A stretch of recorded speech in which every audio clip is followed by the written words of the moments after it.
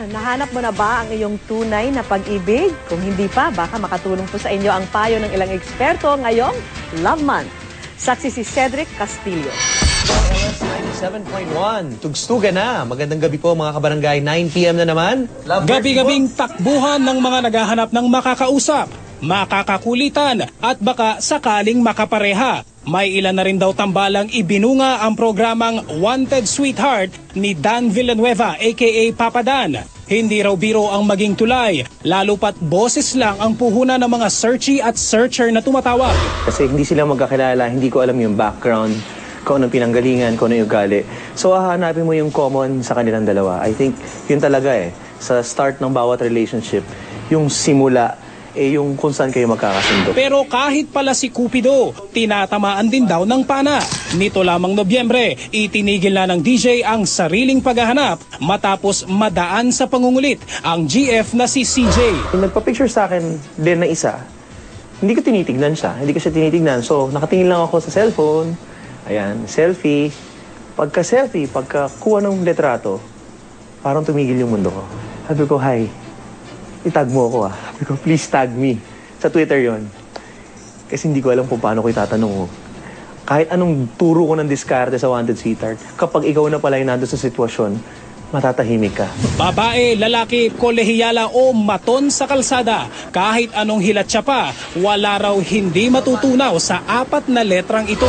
Siyempre, pag walang pag-ibig, walang buhay. Abnormal na ng tao, wala nung siguro. Kung walang pag-ibig sa buhay mo, Malulungkot ako. bakit ko?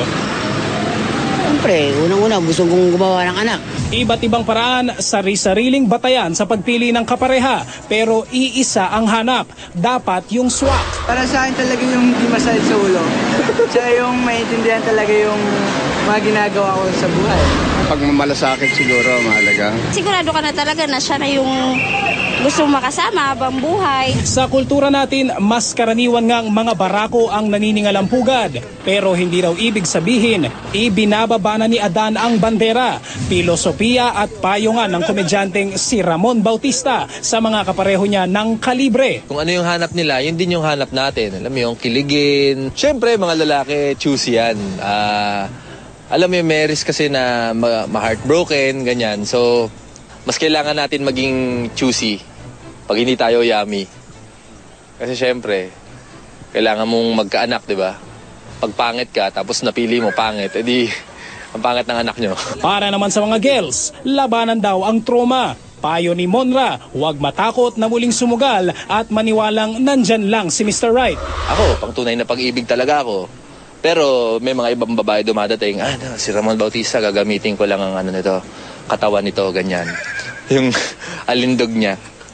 Pero yung tamang babae na pangtunay na pag-ibig din sa akin, saka yung pangtunay na pag-ibig sa kanya, kung nagkatagpo yun, boom! Hanggang lolo-lola na kami, magpapalitan kami ng pustiso. True love, does it exist? Of course it does. Why do you think so?